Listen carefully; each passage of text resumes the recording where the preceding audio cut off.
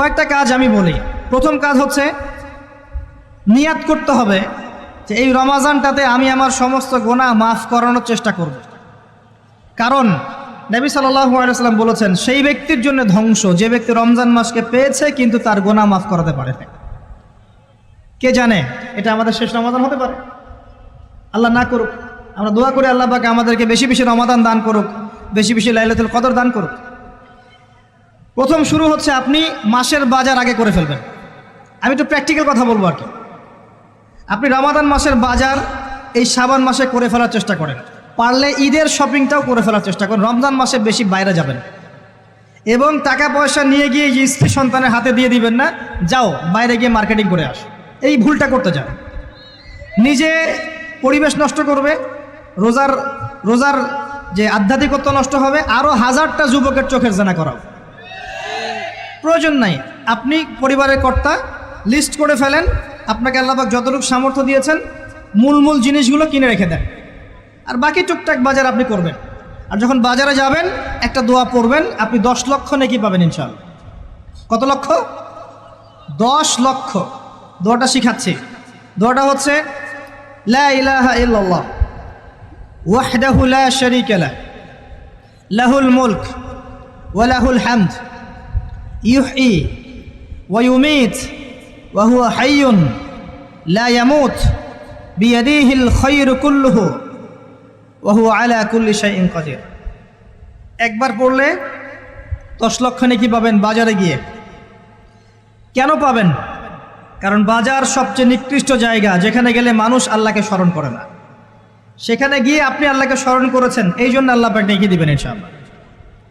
আসেন, এটা করার পর ঈদের যে শপিংটার কথা বলছি, এটা এই কারণে বলছি, লাস্টের দশকে আমরা ঈদের শপিংয়ে বেশি ব্যস্ত থাকি, এতে করে লাইলাতুল কদরটা আমরা হারিয়ে ফেলি। লাস্টের দশক আমরা হয় ইতিকাফ করব, না হলে বাসায় নামাজ পড়বো, পরিবারবর্গকে নিয়ে রাত জাগবো। পারা যাবে ইনশাআল্লাহ? তারাবির নামাজ তো পড়বোই ইনশাআল্লাহ জামাতে। এবং আপনি 20 পড়েন আর 8 পড়েন, আপনি নামাজের কোয়ালিটিটাকে ভালো করার চেষ্টা করেন, নামাজের কোয়ালিটিটাকে বেস্ট করেন। ধীরে ধীরে তেলাওয়াত করেন, ধীরে ধীরে রুকু সেজদা করেন, নামাজটাকে এনজয় করেন, সময় নিয়ে, টাইম নিয়ে, 2 ঘন্টা সময় লাগুক, 3 ঘন্টা সময় লাগুক, এনজয় করে নামাজ পড়েন। আল্লাহ পাক তৌফিক দান করুন। এরপর শেষ রাতে আবার ওঠেন, পরিবারবর্গকে নিয়ে নামাজে দাঁড়ান, একসাথে জামাত করে নামাজ পড়েন, পরিবারে নফল নামাজ পড়েন, বাসায় বরকত হবে ইনশাআল্লাহ।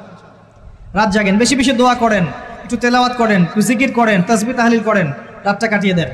শেষের দশকে মার্কেটে ঈদের শপিং করতে যায় না। ঈদের খুশি আছে, ঈদের আনন্দ আছে, ঈদে ভালো পোশাক পরবো, সব ঠিক আছে। এই খুশি কাদের জন্যে?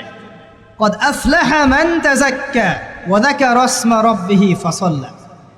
কার জন্য ঈদের খুশি? যে ব্যক্তি রমজান মাসে আত্মশুদ্ধি অর্জন করতে পেরেছে, রোজা রেখেছে, যাকাত দিয়েছে, নামাজ পড়েছে, লাইলাতুল কদরে রাত জেগেছে, তারাবি পড়েছে, ইত্যাদি ইত্যাদি।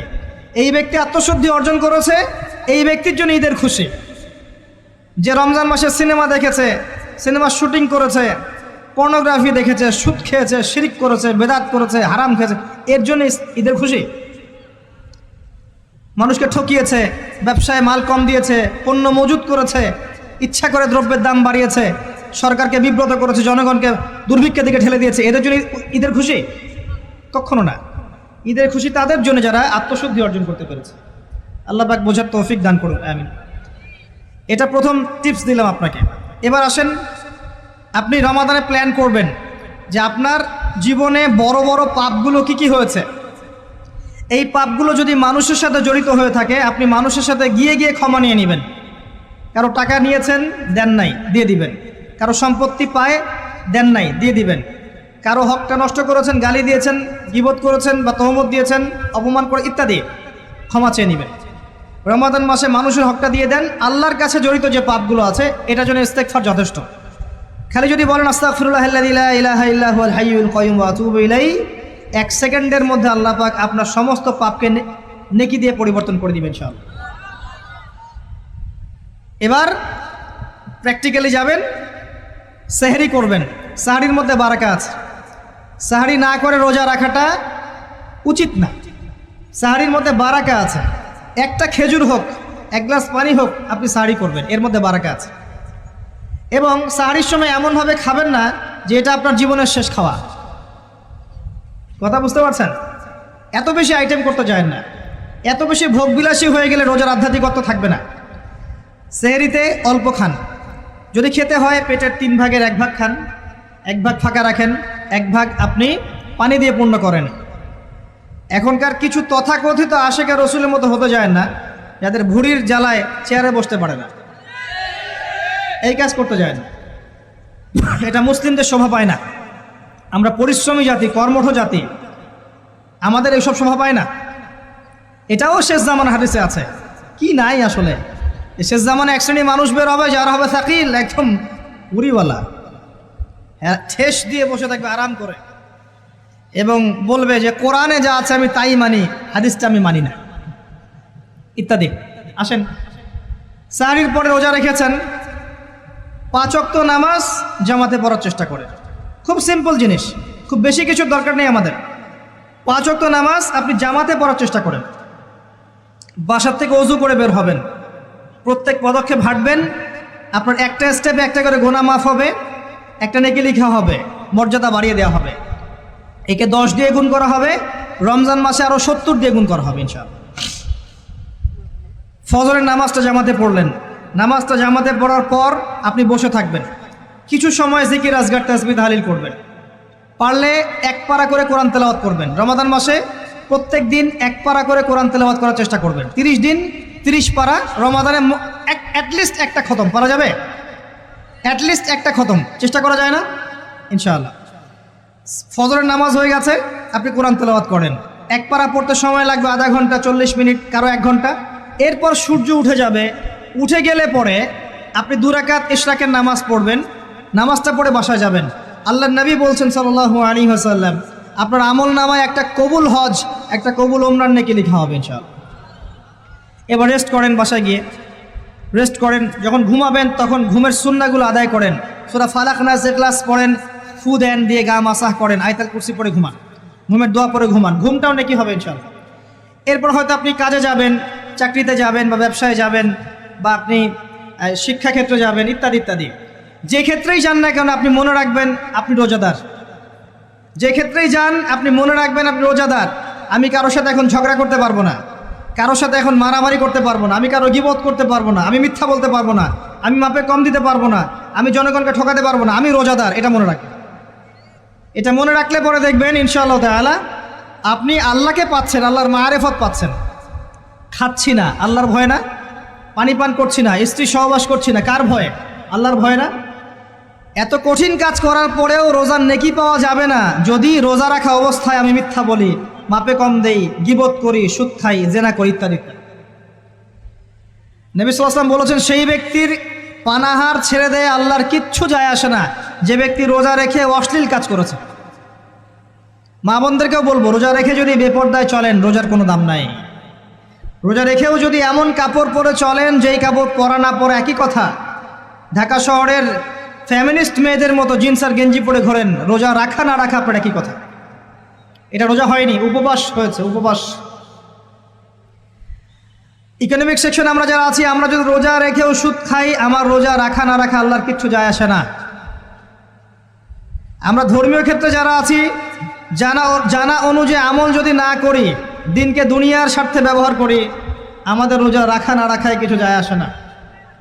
আমরা যদি মিথ্যা বলি, অন্যের গীবত করি, অশ্লীল কাজ করি, গার্লফ্রেন্ডের সাথে সময় কাটাই, ওর সাথে কফি খেতে যাই, ডেটিং করতে যাই, এই যে ফেসবুকের মাধ্যমে চ্যাটিংয়ে প্রেম করি, ইউটিউবে অশ্লীল ভিডিও দেখি, পর্নোগ্রাফি দেখি, ইত্যাদি ইত্যাদি, এইসব রোজা রাখা না রাখা আল্লাহর কিচ্ছু যায় আসে না।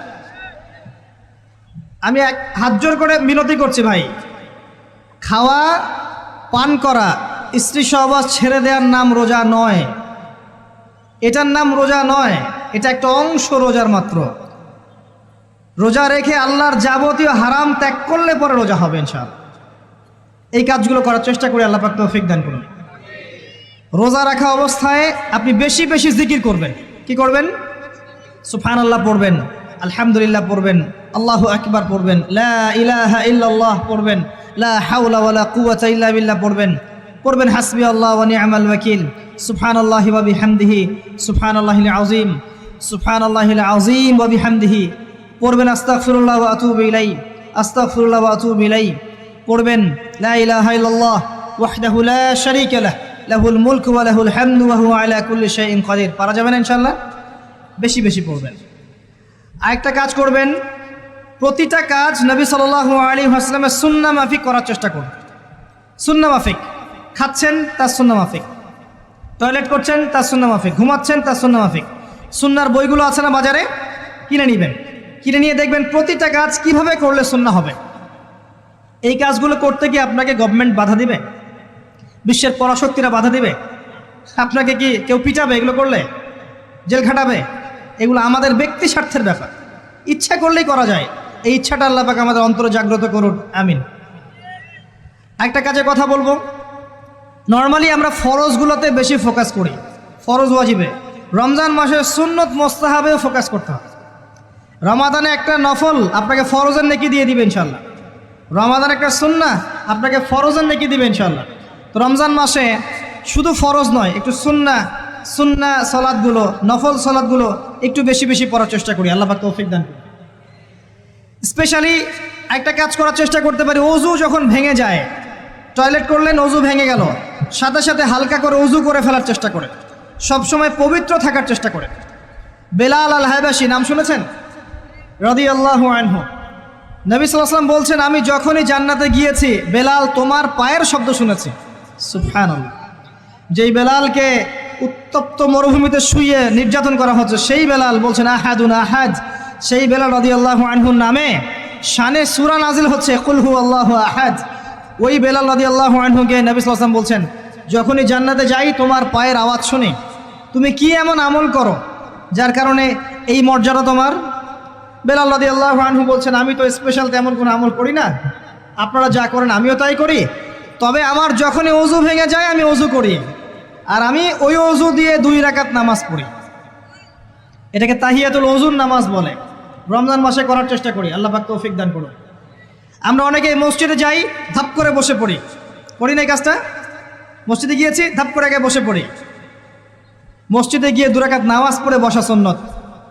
মিনিমাম 2 রাকাত নামাজ পড়ে বসলে আপনি তাহিয়াতুল মসজিদের নেকি অর্জন করলেন, মসজিদের হকটা আদায় করলেন। ওই জায়গা আপনার জন্য সেজদার সাক্ষী থাকলো, কিয়ামতের মাঠে আপনার পক্ষে সাক্ষী দিবেন ইনশাআল্লাহ। এই সুন্নাহগুলো আমরা চর্চা করার চেষ্টা করি রমজান মাসে। রমজান মাসে দাড়িটা ছেড়ে দেন, দাড়িটা ছেড়ে দেন। এটা একমাত্র ভিজিবল সুন্নাত, দৃশ্যমান সুন্নাত, যেটা আপনার সাথে কবরে যাবে। যখন কাফন দেয়া হবে তখন দেখা যাবে না আমার সাথে আর কোন কোন সুন্নাহ আছে, এই একটা সুন্নতই দেখা যাবে আমার সাথে কবরে যাচ্ছে। কথা কি বুঝতে পারছেন? আর এটাকে আমরা এখন যত পারি মেয়ে হওয়ার চেষ্টা করছি। নবীজি বলেছিলেন শেষ জামানায় ছেলেরা মেয়েদের পোশাক পরবে আর মেয়েরা ছেলেদের পোশাক পরবে। দেখবেন মেয়েরা এখন ফর্মাল পোশাক পরছে, জিন্সের গেঞ্জি পরে ঘুরছে, আর ছেলেরা ক্লিন শেভড। ছেলেরা মেয়েদের মতো গাল বানাচ্ছে। আর কোন সাইনের জন্য অপেক্ষা করছেন? নবীজি বলেছিলেন উঁচু উঁচু বিল্ডিং নির্মাণের প্রতিযোগিতা করা হবে। একবার এয়ারে ঢাকার কাছাকাছি আসবেন, এয়ারে তো সফর করেছেন আপনারা অনেকেই, যখন এয়ার ফ্লাই করে টেক অফ করে বা ল্যান্ড করে তখন ঢাকার কাছাকাছি, তখন উপর থেকে আপনি ঢাকাকে দেখবেন। কেন বলেছি this is the city of Akhiruzzaman, কেন বলেছি? নবীজি বলেছেন কিয়ামতের 2টা মেজর সাইন, 2টার মধ্যে একটা হচ্ছে আনতারাল হুফাতাল উরাতাল আলাতা রিয়াশাইয়া তাতাওয়ালুনা ফিল বুনিয়ান। যখন সমাজের দরিদ্র শ্রেণীর মানুষেরা, যাদের পায়ে স্যান্ডেল ছিল না, গায়ে কাপড় ছিল না, এরা উঁচু উঁচু বিল্ডিং নির্মাণের প্রতিযোগিতা করতে থাকবে, ফান্তাজিরিস সাআহ, তখন কিয়ামতের অপেক্ষা করতে থাকবে। আজকে থেকে 100 বছর আগে ছিল এগুলা? 200 বছর আগে ছিল? সুবহানাল্লাহ। আর কোন সাইনের জন্য অপেক্ষা করছেন? তিনি বলেছেন শেষ জামানায় women will dressed but still they will be naked. মহিলারা কাপড় পরবে, তারপরেও তারা নগ্ন থাকবে। আপনি ঢাকার শপিং মলে যান, আপনি দেখেন। আর কোন সাইনের জন্য অপেক্ষা করছেন? শুধু ঢাকা কেন, গ্রামগঞ্জে ছড়িয়ে পড়েছে এগুলো, এখন গ্রামেও ছড়িয়ে পড়েছে। গ্রামে আরো বেশি দেখা গেছে মাশাআল্লাহ। গ্রামে গিয়ে আমরা হতভাগ, সুবহানাল্লাহ। গ্রামের মেয়েগুলা, গ্রামের মেয়ে ঢাকা শহরের মেয়েকে পার করে ফেলেছে। বাদ দেন, ওইদিকে না যাই, ডিফারেন্ট টপিক। আমরা রমাদান মাসের সুন্নাহগুলো আমল করার চেষ্টা করি। তাহিয়াতুল মসজিদ আমল করার চেষ্টা করেন, তাহিয়াতুল ওযু আমল করার চেষ্টা করেন, বেশি বেশি জিকির করেন। এবার আসেন রমাদানে জাকাত হিসাব করবেন। জাকাত, আপনার জাকাত হিসাব করেন, কত টাকা জাকাত এসেছে। জাকাতের হিসাব জানেন তো? হ্যাঁ, 7.5 ভরি স্বর্ণ, রৌপ্য কত? 52.5 তোলা। আপনার এই চাষাবাদের ওসর আসে, ব্যবসায়িক পণ্য থাকলে, সঞ্চিত সম্পদ থাকলে সব কিছু হিসেব করে মুফতি সাহেব আছেন, কওমি মাদ্রাসার আলেমদের কাছে যাবেন, জাকাতের ক্যালকুলেশন করে নেবেন যে আমার এত টাকা জাকাত এসেছে। এভাবে জাকাতটা রমজান মাসে দিয়ে দেওয়ার চেষ্টা করেন। জাকাত যদি আমরা না দেই, একটা শাস্তি শুনে রাখেন, আল্লাহ পাক এই সম্পদগুলোকে একত্রিত করে গলাবেন, গলিয়ে কপালে, গালে আর এই যে পিঠে লেপটে দিবেন, বলেন নাউজুবিল্লাহ। এবং এটা একটা সাপের আকৃতি ধারণ করবে, সাপ গলায় পেঁচানো থাকবে, কপালে দংশন করতে থাকবে, বলবে আমি তোমার মাল 7 ভোগ কর, আমি তোমার মাল 7 ভোগ কর। কবর এটা হবে, আমরা চোখে না দেখলে ওটা সত্য। নবীজি দেখে এসেছে মেরাজের রাতে এগুলা। এরপরে জাকাতের একটা সুবিধা আছে, এটা আমরা বুঝাতে পারি না। জাকাত ইসলামিক ইকোনমিক্সের বেইস। জাকাত ধনীর সম্পদে গরিবের হক। যে গরিবের কাছে টাকা পয়সা নাই, আপনার টাকা ওর হাতে চলে যাবে, ও খেয়ে পরে বাঁচতে পারবে, এটাই জাকাত। বুঝতে পারছি? জাকাতটা না দেন, ও আস্তে আস্তে আস্তে আস্তে আরও দরিদ্র হতে থাকবে। এর উপর আবার সুদ আছে, আবার পেপার মানিও আছে। জাকাতগুলো দিয়ে দেন, আল্লাহর ওয়াস্তে জাকাত দিয়ে। অনেক মুসলিম আছে আমরা নামাজ পড়ে জাকাত দেই না। অনেক মুসলিম আছে জাকাত দেয় না, নামাজ পড়ে।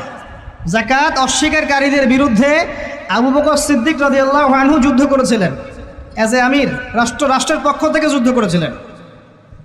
আল্লাহ পাক আমাদেরকে জাকাত আদায় করার তৌফিক দান করুন। ফসল থাকলে ফসল, এর ওসর আসবে, ওসর এটা দিয়ে দিবেন। সেচের পানিতে হলে এক হিসাব, আর আপনার বৃষ্টির পানিতে হলে এক হিসাব। রমজান মাসে বেশি বেশি দান সাদাকা করবেন, বেশি বেশি মানুষকে দান সাদাকা করেন। পণ্যের দাম কমিয়ে দেন, মানুষকে সাদাকা করেন। প্রত্যেকটা দিন 10 টাকা, 20 টাকা, 100 টাকা সাদাকা করতে চেষ্টা করেন। এক একটা সাদাকা 70 গুণ বেড়ে যাবে ইনশাআল্লাহ। আমি আরেকটা নাসিহা করব, রমজান মাসে বেশি থেকে বেশি মানুষকে খাওয়ান, বেশি বেশি খাওয়ান, ইফতার করান। আমি বলি মসজিদগুলোতে প্রত্যেক দিন আসর থেকে মাগরিব পর্যন্ত দিনের কথাবার্তা আলোচনা করেন, তালিম করেন। আপনাদের কাছে বই আছে, মুনতাকা হাদিস আছে, ফয়জুল কালাম বই আছে, রিয়াদুস সালেহিন বই আছে, মেশকাত আছে, আলেম আছেন, ইমাম সাহেব আছেন। একটা বিশেষ বিষয় নিয়ে আলোচনা শুরু করেন, মাগরিব পর্যন্ত আলোচনা চলবে, সবাই মিলে ইফতার করেন। একটা ইসলামিক পরিবেশ গড়ে তোলেন, মানুষকে ইফতার করেন, বেশি বেশি ইফতার করেন। আপনার সামর্থ্য থাকলে, সামাজিক যদি পদমর্যাদা থাকে, সমাজের মানুষকে আপনি ইফতার করান, ইফতার পার্টি করে, ইফতার অ্যারেঞ্জমেন্ট করান। পার্টি বলা ঠিক না, আসলে ইফতার মাহফিল বলতে পারি আমরা। ইফতার মাহফিল করেন বেশি বেশি, মানুষকে ইফতার। একজন ব্যক্তিকে ইফতার করালে ওই ব্যক্তির রোজার নেকি আপনি পেয়ে যাবেন ইনশাআল্লাহ। প্রজেক্ট করেন, ইফতারের প্রজেক্ট করেন, মানুষের টাকাগুলো নেন, সংগ্রহ করে গরিবদের মাঝে ইফতার বিলিয়ে দেন।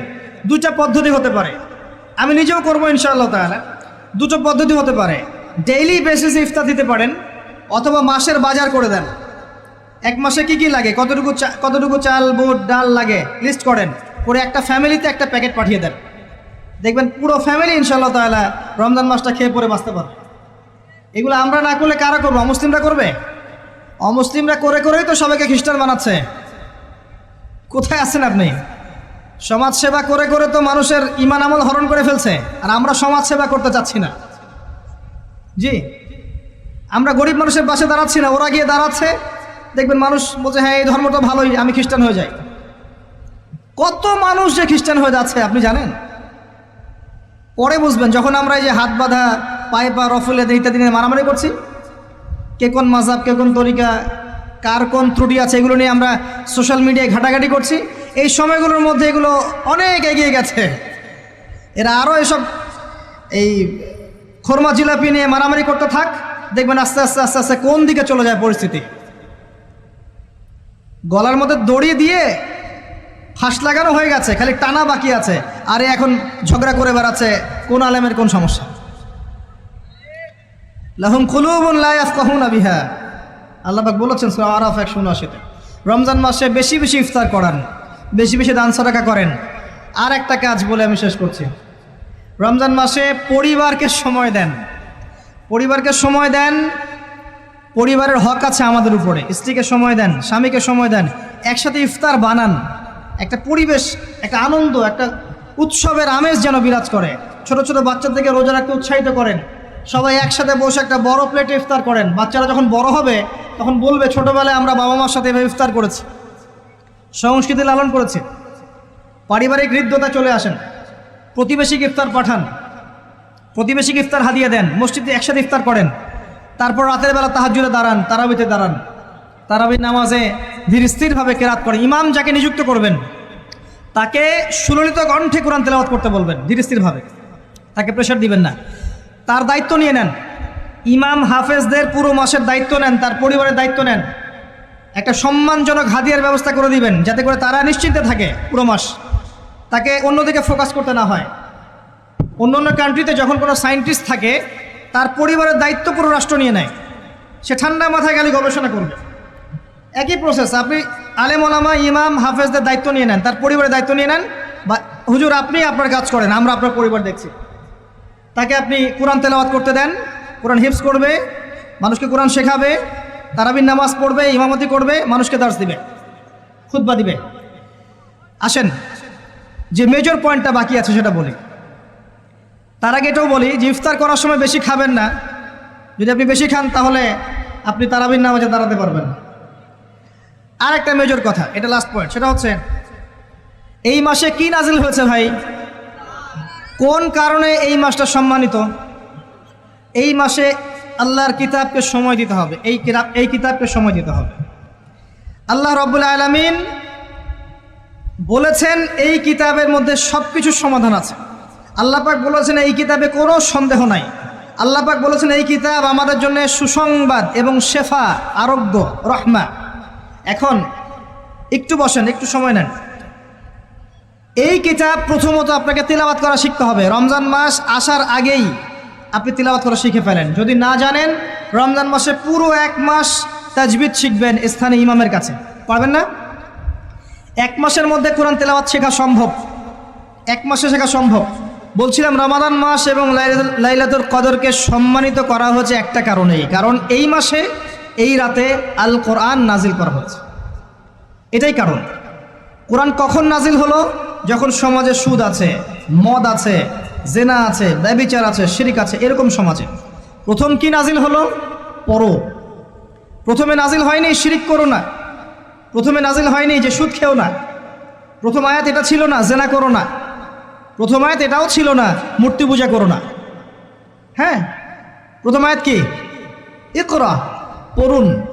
আল্লাহ পাক বুঝাতে চাচ্ছেন সমাজের জাহিলিয়াতকে দূর করতে হলে লেখাপড়ার কোনো বিকল্প নাই, এবং সেই পড়াশোনাটা হতে হবে আল্লাহর ওহির আলোকে। যে ওহিটা আল্লাহ পাক নাজিল করেছেন এর বেসিসে আপনাকে পড়াশোনা করতে হবে। এই জ্ঞানটা দিয়ে আপনি সমাজ সংস্কার করতে পারবেন ইনশাআল্লাহ তাআলা। এর সাথে উপকারী জ্ঞানগুলো কি নিব না? অবশ্যই নিব। ওহির জ্ঞানের সাথে, কোরআন সুন্নাহর জ্ঞানের সাথে আমি ইতিহাসের জ্ঞান নিব, আমি পলিটিক্যাল সায়েন্সের জ্ঞান নিব, আমি দর্শনের জ্ঞান নিব, জিওপলিটিক্সের জ্ঞান নিব, প্রয়োজনে আমি সায়েন্সের জ্ঞান নিব, আমি কমার্সের জ্ঞান নিব, আর্টসের জ্ঞান নিব, মেডিকেল সায়েন্স পড়বো, ইঞ্জিনিয়ারিং পড়বো, সবই পড়বো। কিন্তু বেসিকটা কি হবে? কোরআন, সুন্নাহ, ইসলাম। এরপর আপনি ডাক্তার হন, ইঞ্জিনিয়ার হন, পলিটিশিয়ান হন, সামাজিক নেতা হন, প্রশাসনের ক্যাডার হন, আপনার জন্য মোবারকবাদ। আপনি যেখানেই যাবেন সেখানেই বরকত ছড়াবেন ইনশাআল্লাহ। যে পলিটিশিয়ানের ভিতরে তাকওয়া আছে তার দ্বারা দুর্নীতি সম্ভব না। যে প্রশাসনের কর্মকর্তার ভিতরে তাকওয়া আছে সে ঘুষ নিতে পারবে না, দুর্নীতি করতে পারবে না। যে আলেমের ভিতরে তাকওয়া আছে সে দিনকে দুনিয়ার বিনিময়ে বিক্রি করবে না। যে ডক্টরের ভিতরে তাকওয়া আছে সে ডাক্তার হবে, কসাই হবে না। যে ইঞ্জিনিয়ারের ভিতরে তাকওয়া আছে সে দেখবেন সত্যিকারের প্রকৌশলী হবে, সে কিন্তু চোর হবে না। ভিতরটা চেঞ্জ করতে হবে, ভিতরটা, এর নাম তাকওয়া। ভিতরটা চেঞ্জ করবে একটা জিনিস, আল্লাহর ওহী, কোরআন এবং সুন্নাহ, ইসলাম। এটা আপনার ভিতরকে পরিবর্তন করবে। আর আমরা অনেক বড় বড় কথা বলি অনেক সময়, কিন্তু মূল কাজটা হচ্ছে ভিতরটা পরিবর্তন করা। আমাদের সবার সাথে যার যার কলব যাবে, যার যার আমল যাবে। আল্লাহ পাক আমাকে কলার চেপে ধরে বলবেন না যে বাংলাদেশে ইসলামী খেলাফত কায়েম করে আসো নাই কেন, এটা আল্লাহ পাক আমাকে বলবেন না। আল্লাহ পাক বলবেন তোমাকে যে দায়িত্ব দিয়েছিলাম ওই দায়িত্ব ঠিকঠাক মতো পালন করেছো কিনা। আল্লাহ পাক এটা বলবেন না। বেসিকে আসেন, নিজের আত্মশুদ্ধি, এটা বেসিক। আলাইকুম আনফুসাকুম, নিজের নফসের খবর নাও। নিজের নফসটাকে পবিত্র করো, নিজের নফসের মধ্যে হিংসা ত্যাগ করো, বিদ্বেষ ত্যাগ করো, অহংকার ত্যাগ করো, রিয়া ত্যাগ করো, দুনিয়ার মোহ ত্যাগ করো।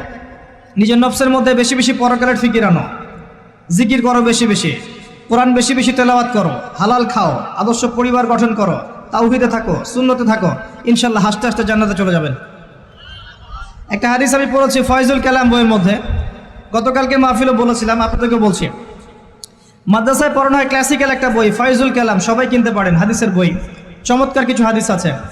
এখানে একটা হাদিস আছে আমাদের জন্য সুসংবাদ। নবী সাল্লাল্লাহু আলাইহি ওয়াসাল্লাম বলছেন, হে সাহাবীরা, তোমরা এমন একটা যুগের মধ্যে বাস করছো যেই যুগে কেউ যদি ইসলামের 10% ছেড়ে দেয় সে ধ্বংস হয়ে যাবে। সাহাবীদেরকে বলছেন, তোমরা এমন একটা যুগে বাস করছো এই যুগে ইসলামের 1/10 কেউ ছেড়ে দিলে সে ধ্বংস হয়ে যাবে। কিন্তু তোমাদের পরে এমন একটা যুগ আসবে যেই যুগে মানুষ যদি 1/10 ধরে রাখতে পারে, 10% ধরে রাখতে পারে, তাহলেই নাজাত পেয়ে যাবে ইনশাআল্লাহ। আমরা সেই যুগে আছি না? আমাদের চতুর্দিকে ফিতনা নয় কি? আপনার ঘরে ফিতনা, সমাজে ফিতনা, ইকোনমিক্সে ফিতনা, রাষ্ট্রে ফিতনা, বিশ্বে ফিতনা, ধর্মে ফিতনা, সবখানেই ফিতনা, ফাসাদ। আমরা সেই যুগের মধ্যে বাস করছি। আসুন, আল্লাহ পাক কোরআন নাজিল করলেন, প্রথমে পড়তে বললেন। তার মানে আল কোরআন এবং সুন্নাহ এগুলোকে পড়া শিখতে হবে। বড় বড় স্বপ্ন দেখার আগে আমাদেরকে বেসিক ঠিক করতে হবে, পড়াশোনা করতে হবে। আল্লাহ পাক আমাদের যুব সমাজকে পড়াশোনা করার তৌফিক দান করুন। রমাদান মাসে এটা নাজিল হয়েছে। আল্লাহ পাক সূরা বাকারায় বলছেন, শাহরু রমাদানাল্লাযী উনজিলা ফীহিল কুরআন। রমাদান সেই মাস যেই মাসে কোরআন নাজিল করা হয়েছে। কি জন্য নাজিল করা হয়েছে? হুদাল লিন্নাস। এই কোরআন হচ্ছে মানব জাতির জন্য হেদায়াত, নট অনলি ফর মুসলিমস। এটা শুধু মুসলিমসদের জন্য হেদায়াত নয়, হুদাল লিন্নাস, পুরো মানব জাতির জন্য হেদায়াত। কোরআনে ইহুদির জন্য হেদায়েত আছে, খ্রিস্টানের জন্য আছে, অমুসলিম হিন্দুদের জন্য আছে, সবার জন্য কোরআন। এটা সাম্প্রদায়িক কোনো কিতাব নয়, এটা টোটালি অসাম্প্রদায়িক একটা বই। আল কোরআন যে কেউ পড়তে পারে। এটা কারো পৈতৃক সম্পত্তি নয় যে একটা শ্রেণীর মানুষই পড়বে বাকিরা পড়বে না, সবাই পড়বে ইনশাআল্লাহ তাআলা। এটা আল্লাহর কিতাব, আল্লাহর কালাম। হুদাল লিন্নাস ওয়া বাইয়িনাতিন মিনাল হুদা। এটা হচ্ছে সত্য মিথ্যার মানদণ্ড, বাইয়িনাত সুস্পষ্ট মানদণ্ড। আর কি ওয়াল ফুরকান, প্রমাণ, হুজ্জাত, দলিল। এটা আল্লাহ পাক কোরআন সম্পর্কে বলছেন। আরেকটা জায়গায় চলে যাই, চলেন সূরা নাহল এর 89 নম্বর আয়াতে চলে যান। আল্লাহ পাক বলছেন, ওয়া নাযালনা আলাইকাল কিতাব। হে নবী, আমি আপনার প্রতি এমন একটা কিতাব নাজিল করেছি, অর্থাৎ আল কোরআন। ওয়া নাযালনা আলাইকাল কিতাব তিবয়ানান লিকুল্লি শাই, যেই কিতাবটা প্রত্যেকটা বিষয়ের ব্যাখ্যা। আপনি কি আমার কথা শুনতে পারলেন? আল্লাহ বলছেন কোরআন প্রত্যেকটা বিষয়ের ব্যাখ্যা। আপনার ব্যক্তি জীবন এখানে আছে, আপনার ব্যবসায়িক জীবন এখানে আছে, অর্থনৈতিক জীবন এখানে আছে, পারিবারিক জীবন এখানে আছে, সামাজিক লাইফ এখানে আছে, সব কিছু আছে। তিবিয়ানান লিকুল্লি শাই, প্রত্যেকটা বিষয়ের ব্যাখ্যা এখানে আছে। তিবিয়ানান লিকুল্লি শাই ওয়া হুদা ওয়া রাহমাতান ওয়া বুশরা লিল মুসলিমিন। এই কোরআন হচ্ছে হেদায়াত এবং রহমত, দয়া। ওয়া বুশরা লিল মুসলিমিন, মুসলিমদের জন্য সুসংবাদ। এই কোরআন শুরুতে আছে আলিফ লাম মিম যালিকাল কিতাব লা রাইবা ফিহি। এটা এমন একটা কিতাব যেই কিতাবের মধ্যে কোনো সন্দেহ নাই। কোন লেখক বলতে পারে আমার বইয়ের মধ্যে কোনো সন্দেহ নাই? সন্দেহের কোনো অবকাশই নাই। লা রাইবা ফিহি হুদাল লিল মুত্তাকিন, মুত্তাকিদের জন্য এটা হেদায়াত। মুত্তাকি কারা? আল্লাযীনা ইউমিনুনা বিল গায়ব, যারা অদৃশ্যে বিশ্বাস করে। ঈমানের 6 পিলার সবই অদৃশ্য নয় কি? আল্লাহ অদৃশ্য, ফেরেশতা অদৃশ্য, আসমানে আগের কিতাবগুলো দেখি নাই, অদৃশ্য। নবী রাসূলগণ দেখি নাই, অদৃশ্য। পরকাল ওয়াল ইয়াউমিল আখির, ওয়াল ইয়াউমিল আখির দেখি নাই, অদৃশ্য। ওয়াল কদরি খায়রিহি ওয়া শাররিহি, তাকদীর অদৃশ্য। আল্লাযীনা ইউমিনুনা বিল গায়বি, মুত্তাকি তারা যারা গায়েবে বিশ্বাস করে, অদৃশ্যে বিশ্বাস করে। আর এখনকার শিক্ষা দর্শন আমাদেরকে শেখায়, পশ্চিমাদের, চোখে যা দেখবো না বিশ্বাস করব না। হ্যাঁ, তাদের দর্শন এরকম, যুক্তি দিয়ে প্রমাণ করতে পারবেন না, বিশ্বাস করব না। বৈজ্ঞানিক ব্যাখ্যা দিতে পারবেন না, বিশ্বাস করব না। সায়েন্টিফিক্যালি প্রুভড হতে হবে, তারপর বিশ্বাস করব। অনেক সময় দেখা যায় মুসলিমরাও এর গোলকধাঁধায় পড়ে যায় এবং বলে নামাজের উপকারিতার সায়েন্টিফিক ব্যাখ্যা বলেন, তারপর নামাজ পড়ব। নামাজের সায়েন্টিফিক ব্যাখ্যা লাগবে, তারপর নামাজ পড়বেন? আল্লাহ পাক বলেছেন ইয ক্বালা লাহু রাব্বুহু আসলিম ক্বালা আসলামতু লিরাব্বিল আলামিন। আল্লাহ পাক ইব্রাহিমকে বলেছেন আলাইহিস সালাম আত্মসমর্পণ করো, যখনই বলেছেন তখনই করেছেন। যখনই আল্লাহ পাক বলেছেন আত্মসমর্পণ করো, তিনি বলেছেন আসলামতু লিরাব্বিল আলামিন, আমি আত্মসমর্পণ করলাম। বাচ্চাকে জবাই করো, জিজ্ঞেস করেননি এর পিছনে বিজ্ঞান কি, যুক্তি কি আর দর্শন কি? স্ত্রীকে রেখে আসো ওই জনমানব শূন্য জায়গায়, জিজ্ঞেস করেন নাই কারণ কি, রিজন কি, যুক্তি কি, বিজ্ঞান কি, দর্শন কি? আল্লাহ বলেছেন সামিআনা ও আতাআনা, এর নাম ইসলাম। আল্লাহর আদেশ যেখানে এসে যাবে এখানে যুক্তি বিজ্ঞান দর্শনের প্রয়োজন নাই। এই কনসেপ্টে আপনাকে মৌলবাদী হতেই হচ্ছে, কিছু করার নাই, কারণ মৌলিক বিষয় আপনাকে মেনে চলতে হবে। হ্যাঁ, প্রত্যেকটা বিষয়কে আপনি ব্যাখ্যা করতে পারবেন যদি সেই জ্ঞান আপনার কাছে থাকে, কিন্তু যুক্তিবিজ্ঞান দর্শনের সীমাবদ্ধতা আছে, সব কিছুরা ব্যাখ্যা করতে পারে না। ভালো করে শিক্ষা দর্শন হজম করে তারপর পড়াশোনা করেন, অন্যথায় আপনারা দাড়ি টুপি নিয়েও অনেক সময় দেখবেন এই যে এটা কি বলে এথিজমের দিকে যাচ্ছেন, নাস্তিকতার দিকে যাচ্ছেন। আসেন মূল জায়গায় আসি। আল্লাহ রাব্বুল আলামিন কোরআন সম্পর্কে কথা বলছেন, লা রাইবা ফিহি, এর মধ্যে কোনো সন্দেহ নাই। একই সূরার মধ্যে আল্লাহ পাক বলছেন যে ওয়া ইন কুনতুম ফি রাইবিন মিম্মা নাযালনা আলা আবদিনা ফাতু বিসূরাতিন মিন মিথলি, তোমরা যদি এই কিতাব নিয়ে সন্দেহ করে থাকো যে এই কিতাব আল্লাহর পক্ষ থেকে এসেছে নাকি অন্য কারো পক্ষ থেকে এসেছে, তোমরা যদি এই কিতাব সম্পর্কে সন্দেহ পোষণ করো যেটা কি আল্লাহর পক্ষ থেকে এসেছে না অন্য কারো পক্ষ থেকে এসেছে, তাহলে এর মতো কিছু আয়াত নিয়ে এসে দেখাও, একটা সূরা রচনা করে দেখাও।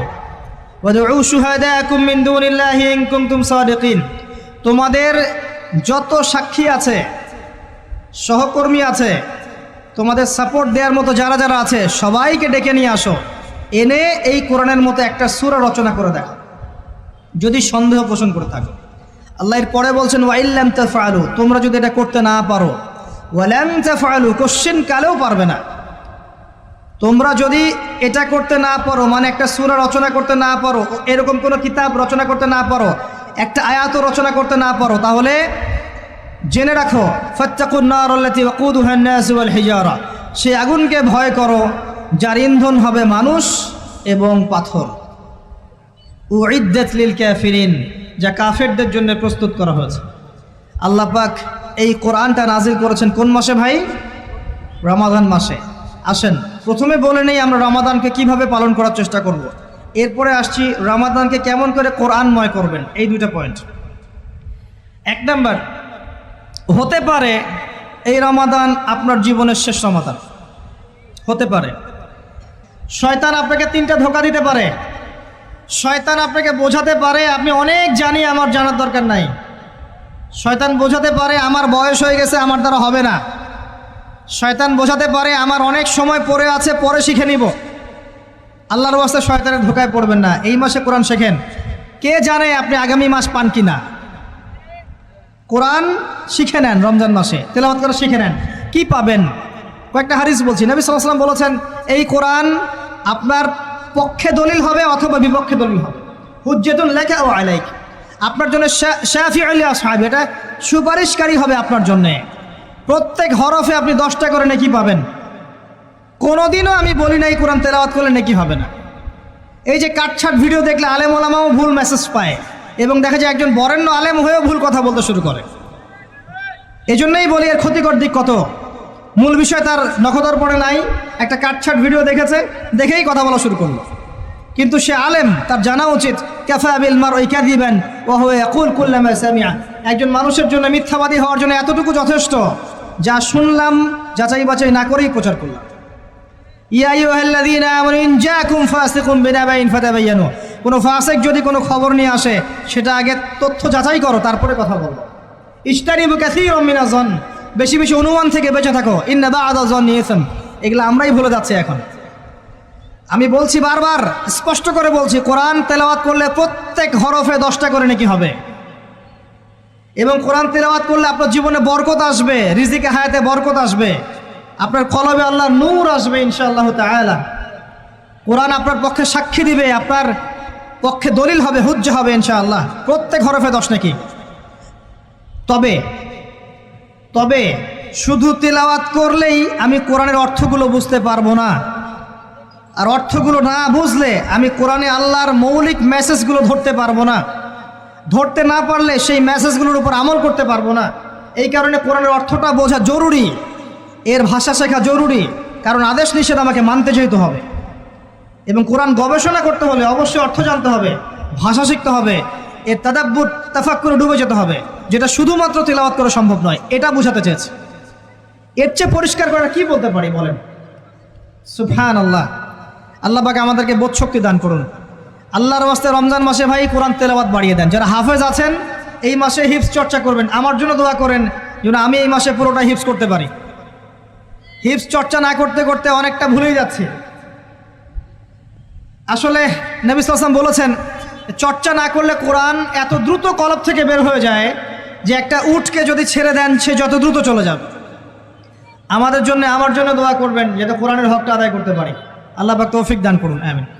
এবং যারা হাফেজে কোরআন তাদের উচিত আরবি ভাষা এবং সাহিত্য জেনে তাফসিরগুলো পড়ে কোরআনের আয়াতগুলো কিনে একটু গবেষণা করা, আয়াতগুলো বোঝার চেষ্টা করা, আল্লাহ পাক কী বলেছেন কোরআনের মধ্যে বোঝার চেষ্টা করা, এগুলো জনগণকে বোঝানো।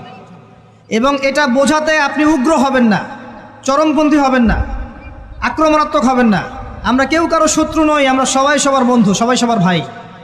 আমরা সবাই সবার ভাই, এক উম্মাহ, ওয়ান উম্মাহ নেশন। তাই আমরা কোরআনের মৌলিক মেসেজগুলো যুগোপযোগীভাবে সবার সামনে তুলে ধরবো, উপস্থাপন করব, মানার জন্য ফোর্স করব না। যাকে আল্লাহ পাক হেদায়েত দিবেন সে মানবে ইনশাআল্লাহ, যাকে আল্লাহ পাক হেদায়েত দিবেন না সে মানবে না, তার হিসাব সে দিবে, আমার কোনো দায় দায়িত্ব নেই। আর সর্বশেষ কথা হচ্ছে, আল কোরআন এর মধ্যে অনেক আদেশ এবং নিষেধ আছে। রমজান মাসে আমরা যদি কোরআন পড়ি আর বুঝি কিন্তু কোরআনের আদেশ আর নিষেধগুলোকে ফলো না করি, না মেনে চলি, তাহলে আদতে কোরআনের হকটা আদায় হচ্ছে না। এবং এই কোরআনের মেসেজ আমাদেরকে মুসলিম অমুসলিম সবার দ্বারে দ্বারে পৌঁছে দিতে হবে ইনশাআল্লাহ তাআলা। যেভাবে কোরআনের দাওয়াতের ফলে, হাদিসের দাওয়াতের ফলে নবী সাল্লাল্লাহু আলাইহি ওয়াসাল্লাম আইয়ামে জাহিলিয়াতের সেই জাহিলিয়াতকে দূর করে আলোকিত সমাজ প্রতিষ্ঠা করেছিলেন, ইনশাআল্লাহ আজও সম্ভব এই কোরআন সুন্নাহর দাওয়াতকে দিয়ে আজকের সমাজে চলমান জাহিলিয়াতগুলোকে দূর করে আলোকিত বাংলাদেশ প্রতিষ্ঠা করা। আল্লাহ পাক আমাদেরকে তৌফিক দান করুন, আমিন। আমি আমার আলোচনা এখানে শেষ করছি, আজকে আর লম্বা করছি না। আপনারা কষ্ট করে এসেছেন, বসেছেন, আলোচনা শুনেছেন, আদবের সাথে বসেছেন, শৃঙ্খলা রক্ষা করেছেন। আমরা দোয়া করি আল্লাহ পাক আপনাদের সবার নেক হায়াত, হালাল রিজিকে আল্লাহ পাক প্রশস্ত করুন। আমাদের সবাইকে আল্লাহ পাক রমজানে পৌঁছে দিন, রমজানে বেশি বেশি রোজা রাখার তৌফিক দান করুন। রমজান মাসে আমাদেরকে আল্লাহ পাক যাকাতগুলো দিয়ে দেওয়ার তৌফিক দান করুন, বেশি বেশি জিকির আজগার করার তৌফিক দান করুন, কোরআনের হকগুলো আদায় করার তৌফিক দান করুন, প্রত্যেক দিন এক পারা করে কোরআন পড়ার তৌফিক দান করুন। এবং আমাদের পরিবার বর্গগুলোকে আল্লাহ পাক হিদায়াত দান করুন। আল্লাহ রাব্বুল আলামিন আমাদের প্রশাসন